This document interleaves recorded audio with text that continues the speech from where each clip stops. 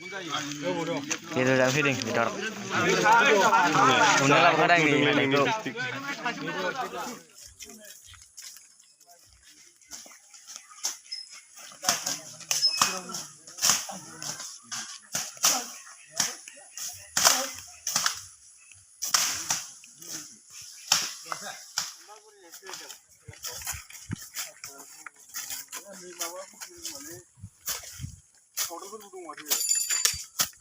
Gutua.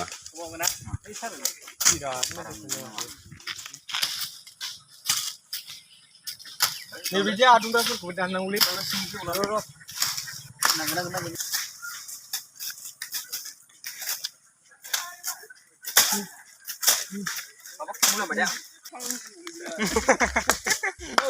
Kau yang nama apa sekian? Nah, dengan testing.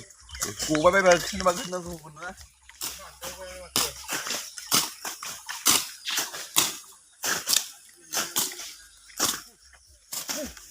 Leng.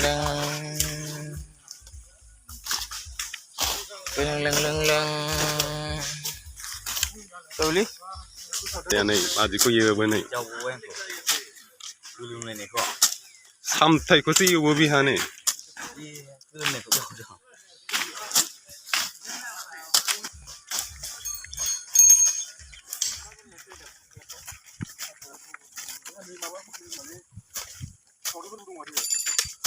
Gutua. Buat dokumen ini macam tu. Puja mulu sama.